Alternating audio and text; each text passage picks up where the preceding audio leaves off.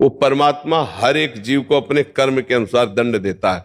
तो ये तो कहो आप लौट पड़े, तो अब जब नाम जप करोगे और लौट पड़े तो भगवान कहते हैं अहम त्वाम सर्व पापेभ्यो मोक्षयिष्यामि मा शुचा, मैं तुम्हें समस्त पापों से मुक्त कर दूंगा। तो पहली बात हम तुम्हें धन्यवाद देते हैं कि आप सतमार्ग की तरफ चलने लगे। अब आप जानना क्या चाहते हैं? ये कह रहे हैं कि अभी जैसे पहले वो मांसाहारी रेस्टोरेंट था, अभी वो शाकाहारी कर रहे हैं, उसमें मैं उसका स्थान पवित्र कैसे करूं? मतलब पहले तो वहां बन चुका है, तो फिर किन किन चीजों में सुधार करूं? हाँ कैसा हाँ करूं? हाँ, बिल्कुल ठीक बात है। तो आप गंगा जी आपको जहां आसपास हो तो गंगा जल से छिड़काव करके और उन पात्रों को हटा दो वहां से, जिन पात्रों में मांस रंधन हुआ उनको फेंक दो, वो रसोई में भी नहीं रहने चाहिए।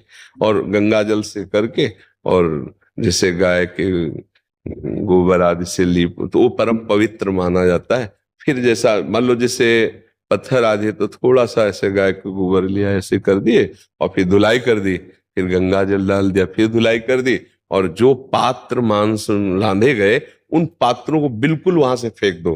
वो प्लेटें, वो बनाने के पात्र, वो सब उनको फेंक, एक नया सिस्टम रख लो। तो जो उससे कमाई हो और अच्छा पदार्थ बनाओ। बच्चा कोई देखे ना देखे, भगवान देख रहा है। जैसे हमको पाना पड़े वो, तो हम आनंद पूर्वक पा सकें, ऐसा हम दूसरों को पवाएं। सबके हृदय में भगवान बैठे हुए हैं। आजकल क्या होता है कि 4-4 दिन की दाल तुरंत छौंक करके और उसको फ्राई करके दे रहे हैं, और वो नहीं खा सकते, वो दूसरे को दे रहे। कई ऐसे भोजन पदार्थों में नुकसानदायक बातें देखी गई। ऐसा कभी ना करें। धर्म पूर्वक पवित्र ताजा भोजन दे, पैसा भले 10 रुपया ज्यादा ले ले, अच्छा रहेगा। 10 रुपये अपनी मेहनत के तुम ज्यादा ले लो, पर अच्छा पदार्थ पवित्रता पूर्वक बनाओ, लोगों को पेट भर कर भोजन पावे, तो उनको कोई नुकसान ना हो, उनका स्वास्थ्य और उनकी बुद्धि शुद्ध हो, नाम जप करते हुए बनाओ। भगवान की विशेष कृपा होगी बच्चा। नहीं, अब जैसे हम कई बार, पर हमारी बात शायद उनके कानों तक न पहुंचती उन लोगों की, कुछ लोग केमिकल डाल के दूध बनाते हैं। अब उनसे कहो तुम अपने बच्चे को पिलाओ, तो नहीं पिलाएंगे। लेकिन लाखों हजारों रुपए टैंकर टैंकर पूरा दूध केमिकल का पूरा टोटल, अब वो जाकर के जब बिकता है, गृहस्थ लोगों के पास अब फ्लैटों में रह रहे हैं, उनको दूध चाहिए चाय पानी के लिए, बच्चों के लिए, अब वो जाकर शरीर को रुग्ण करता, वो अपने बच्चे को नहीं दे सकता, पैसे के लिए दूसरों के नुकसान। तो ऐसे लोगों की बहुत दुर्गति होती है। हमें लगता है कि आहार विहार बहुत शुद्ध रखना चाहिए, हम पैसे बढ़ा देते हैं। मान लो तुम्हें बहुत पैसे लेने की जरूरत है, 50 का दूसरे देते हैं, आप 55 रुपए का दे दो, 60 रुपए का दे दो, पर पक्का हो कि ये प्योर आपका शुद्ध दूध है, प्योर पदार्थ, आप शुद्ध पदार्थ दीजिए, इससे बहुत लाभ मिलेगा। आजकल बहुत छल कपट होने लगा है भोजन पदार्थों में, खाद्य पदार्थों में।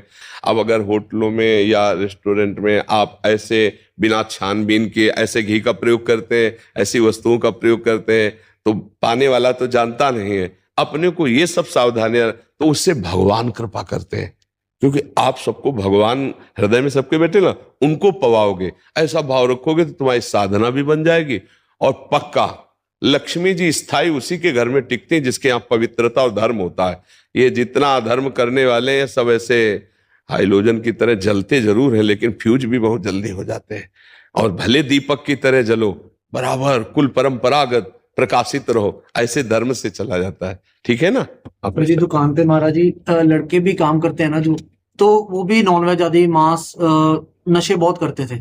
मैं अपने साथ उनको लेके जाता था, आप ही के सत्संग सुनाता था गाड़ी में, और वो सब कुछ छोड़ चुके। हाँ, बहुत अच्छा है, बहुत अच्छा है। और पवित्र उनको भी करके भोजन बनाने की सेवा में जो आपके साथ हो, उन पर नजर रखे, क्योंकि अपवित्रता फिर ठीक नहीं है। जैसे कुछ लोग अपवित्रता अब भोजन गरम गरम जाएगा तो वो थोड़ी बताएगा कि अपवित्र है, लेकिन भगवान उसको देख रहे हैं। अपवित्र भोजन किसी को ना पवाओ, पवित्र भोजन, स्वादिष्ट भोजन, अच्छा भोजन, स्वास्थ्यवर्धक, पैसा भले 10 रुपये ज्यादा रख लो, तो भगवान कृपा करते हैं, उससे भगवान कृपा करते हैं।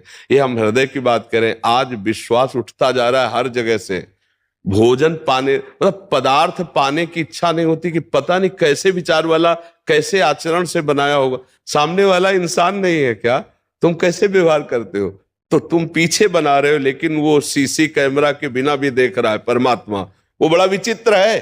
वो ऐसी जगह फंसाएगा कि जहां भारी दंड मिलेगा। तो इसलिए बहुत अच्छा है आप लौट पड़े, अपने मित्रों को भी इस पवित्र करके और हमारे समाज की सेवा करो। मान लो जो होटल है, रेस्टोरेंट है, समाज की सेवा है, अर्थ एक निमित्त मात्र है, सेवा का भाव प्रदान रखो, सब में भगवान आकर के पाते, खूब अच्छे से दुलार पूर्वक पवाओ, जो अर्थ मिल जाए परिवार चलाओ, यही जीवन का लाभ है।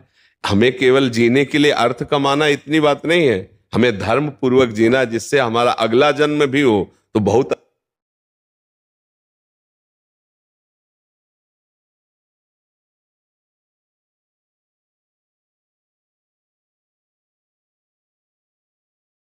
धनराज मीना जी, राधे राधे राधे। गुरुदेव भगवान आपके चरणों में कोटि कोटि प्रणाम। राधा वल्लभ शेरवंश। गुरुदेव भगवान, मैं आपका एकांतिक वार्तालाप सुनता हूं, मैं देख नहीं सकता, मैं अपनी पढ़ाई के साथ साथ भगवत मार्ग में आगे बढ़ना चाहता हूँ। महाराज जी मेरे लिए क्या आदेश? ये कह रहे हैं कि हाँ कोई बात नहीं, 3 नेत्र होते हैं, एक तो होते चर्म चक्षु, और बुद्धि में जो नेत्र जागृत होते हैं उन्हें ज्ञान चक्षु कहते हैं, और हृदय में जो नेत्र जागृत होते हैं उन्हें प्रेम चक्षु कहते हैं। इन चक्षुओं का केवल दर्शन माया जनित होता है, ये जो आप देख रहे हो, लेकिन दिव्यता का दर्शन या तो ज्ञान नेत्रों से होता है या प्रेम नेत्रों से होता है, और वो सबके हृदय में। जैसे श्री सूरदास जी के बाहरी नेत्र नहीं थे, पर उन्होंने प्रेम नेत्र जागृत किए तो सच्चिदानंद भगवान का साक्षात दर्शन और उनकी दिव्य लीलाएं, ऐसे दिव्य भाव थे कि श्रीनाथ जी को जो श्रृंगार पहनाया जाता वही वो पद गाते। तो कई बार सबको भ्रम हुआ कि बाबा के नेत्र वास्तविक नहीं है, क्योंकि जैसा पाग जैसे वैसे ही वो वर्णन करते। तो एक दिन परीक्षा के लिए पर्दा लगाया गया और बाहर बैठे श्री सूरदास जी, फिर पर्दा खोल दिया गया और कहा गया श्रृंगार हो गया, पद गाओ। तो उस समय कोई श्रृंगार नहीं किया गया था, कोई तिलक नहीं, कोई पोशाक नहीं। तो बोले आज हरि देखे नंगम नंगा, सबके होश उड़ गए कि आज हरि को तो कोई पोशाक नहीं धारण करवाई गई। तब पूछा कि बाबा वास्तविक आपके नेत्र है? तब उन्होंने लिखा देख लो दोनों नहीं है। तो हम ये कहना चाहते हैं कि जिसके बाहरी नेत्र नहीं है संसार के, तो ऐसा ना समझे, उसके 2 नेत्र और खुल सकते हैं, एक ज्ञान नेत्र और एक प्रेम नेत्र। ज्ञान नेत्र खुल गए तो बिना पढ़े सारे वेद कंठस्थ अपने आप जागृत हो जाते हैं, वेदों का रहस्य प्रकाशित हो जाता है। नाम जब से जो राम राम नहीं बोल पाते थे, उन्होंने बड़ी सुंदर ग्रंथ रचना कर दी, मरा मरा मरा मरा जपके। अगर तुम नाम जप करो राधा राधा राधा, और कोई भी गंदी बात मन में चले उसको काटो भगवान के नाम से, फिर आप देखो आपके अंदर दिव्य ज्ञान का प्रकाश होने लगेगा, अध्यात्म शक्ति बढ़ने लगेगी। बिल्कुल निराश ना हो कि मेरे बाहरी नेत्र नहीं है तो मैं कुछ नहीं कर सकता, ऐसा नहीं है। 2 नेत्र और हैं जिनको आप जागृत करो। ये नेत्र तो बहुत स्त्री पुरुष जड़ चैतन्य बुरा भला यही देखते हैं, और क्या देखते हैं। अच्छा हुआ कि भगवान के मार्ग की तरफ आपका झुकाव हो गया, नहीं तो मन में रहता कि मेरा जीवन तो सबसे गिरा हुआ जीवन है। नहीं, बिल्कुल नहीं है। आप नाम जप करके सबसे महान बन सकते हैं। कितने ऐसे, देखो बिल्व मंगल जी ने तो अपने नेत्रों को फोड़ ही दिया था, इसीलिए कि ये संसार देखते अब मैं कृष्ण को देखना चाहता हूं। तो आपके ऊपर कृपा है, आप कोई ऐसा न सोचे कि मेरा अभाग्य है कि मेरे बाहरी नेत्र नहीं। तुम अंदर के नेत्रों को प्रकाशित करो, नाम जप करो और अच्छे भाव रखो। भाव से ही दिव्यता आती है। जैसे बाजार में भाव से ही सामान की महिमा है, जिसका जितना भाव चढ़ा होगा बढ़ा होगा उतने बढ़िया वो सामग्री मानी जाती। नहीं, हमारा हृदय भी अगर भाव में बढ़िया बढ़ जाए तो भगवान कहते हैं कि जहां भाव होते हैं वहीं मैं प्रकाशित होता हूं।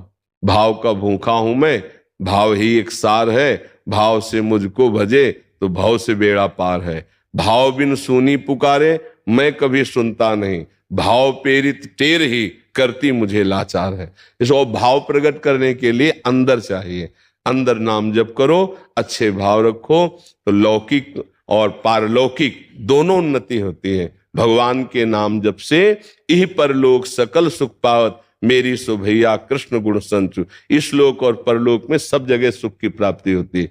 और आपने भले हमें देखा ना हो, लेकिन आपको हम देखा है। आप खड़े थे ना मार्ग में, जी। हाँ, अगर भीड़ ना होती तो मैं आपके पास आके राधे राधे बोलता कि आप ये मत सोचना कि आपने देखा नहीं, हम आपको देखा और आपसे राधे राधे किया। आप खड़े थे, रमण रेती में खड़े थे। हम हर व्यक्ति को एक दृष्टि देते हैं कि तुम रात्रि में आके खड़े हुए हो। जब इनको देखा तो लगा इनको कैसे पता चले कि मैंने इनको देखा। तो भगवान की कृपा से आप एकांतिक में आ गए तो हम आपको बताए हमने आपको देखा। आपने हमें देखा कि नहीं देखा? ओ, हमने आपको देखा तो बस आप समझ लो फिर देखा। अब तो आप अपने सौभाग्य को सराहिए। वृंदावन में आए, आप ऐसे भाव से आए।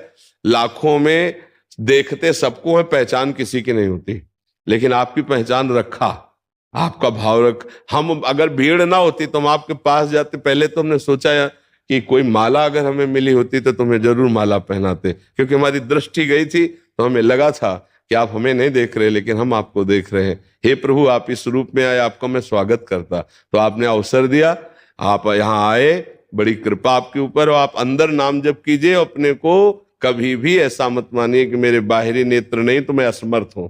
नहीं, जो सर्वलोक महेश्वर है वो नाम जापक के साथ रहता है। अगर हम नाम जप रहे हैं तो भगवान हमारे साथ है, हम अकेले नहीं हैं ना। देखो, कई लाख पदों के रचयिता हैं सूरदास जी, और एक भी अक्षर का कोई पढ़ाई लिखाई नहीं, कई लाख पद के रचयिता। ये है आध्यात्मिक नेत्र, आध्यात्मिक ज्ञान। कई लाख पद की रचना करने वाले महापुरुष। तो आप नाम जप कीजिएगा, ठीक है? सत्संग सुनिए और नाम